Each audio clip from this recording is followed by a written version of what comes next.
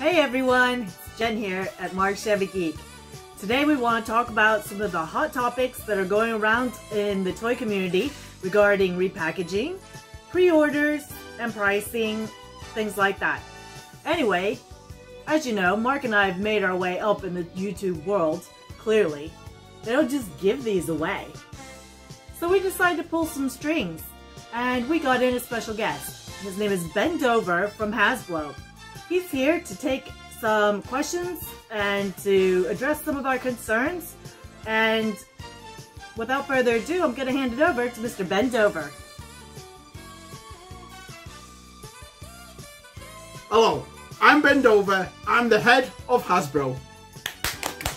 Thank you. Now, I know you're all worried about, pre-orders, packaging, prices, but there's no need to worry anymore. I am here to sort all that out. So, question 1.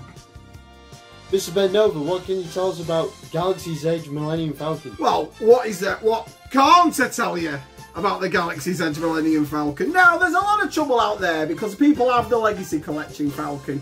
And I'm here to tell you they're completely different. First of all, they're in a different box. They're even packed in the box differently. So how much more really do you need of difference? Do you know what I mean? And the other thing is, it's the way it's painted. Yeah, it might be the same model, but we've actually put different figures in this one. We haven't just put Han Solo and Chewbacca, hence the difference between the Legacy one. Now, I want to give you a few things that my company have done for this Millennium Falcon. First of all, that is the Legacy Falcon paintbrush that was used to paint the Legacy Falcon. This is the one for Galaxy's Edge. And I think you can actually see the difference here. The amount of effort and time it takes to paint the Galaxy Adventures Millennium Falcon with this brush than it does painting the Legacy one with that one. Thank you very much. Case closed.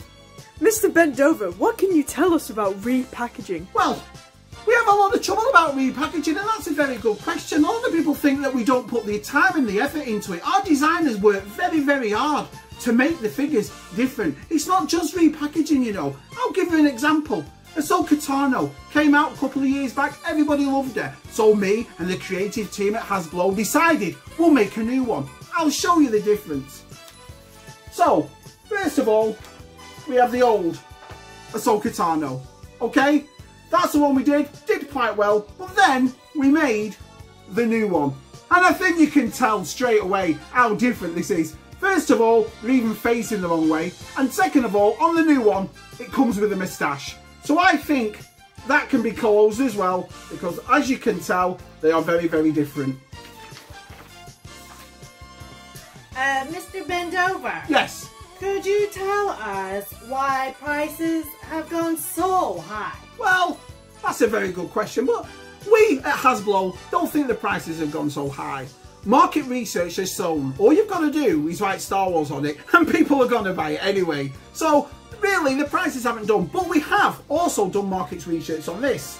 As you can see by this board, this graph that we made, the prices started years ago and it was an average happy consumer price. And we didn't want that. We knew that everyone buys Star Wars regardless of the price. So after a couple of years we went to the price, and I think people were umming and ahhing but still bought it, and until eventually we got to taking the piss price, which $400 for a Millennium Falcon, $50 for half a carbon chamber, we think is a great bargain. Why go to a theme park, and spend $400 when you can go into Target and spend $400? So we're sticking with take the piss, and I think market research shows that everybody's happy with that. Mr. Ben Dover. Yes. What's new from the HasLab? Well, a lot of people ask this question. Usually what we do when it comes to one of these live streams that we do is I'll talk and I'll be dead happy and joyful for a while, but tell you nothing. But today, I am going to show you something. Now, there's a lot of people out there that think us at Hasblow haven't got any creativity.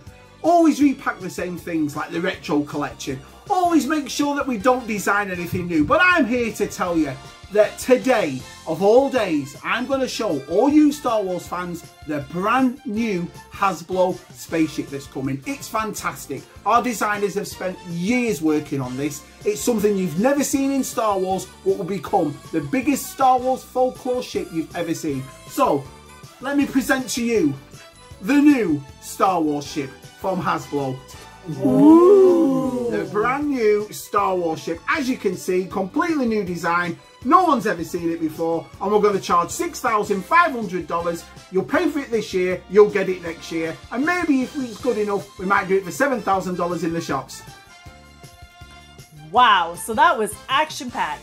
We want to thank Mr. Bendover for coming from all the way from Hasblow, for answering all our questions. I don't know about you, but I feel so much better, and I am so ready to spend all my money. Just a quick reminder to please like and subscribe if you haven't already, and a quick reminder about our giveaway once we've reached 200 subscribers for the Bounty Hunters 40th Anniversary Edition Zuckus. Thanks again, guys!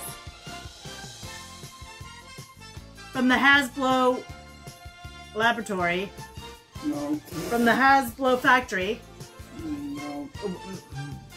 Mark and I have made our way up in the toy world, as you could... no we haven't. He's the head creative director from the Hasblow. From Hasblow.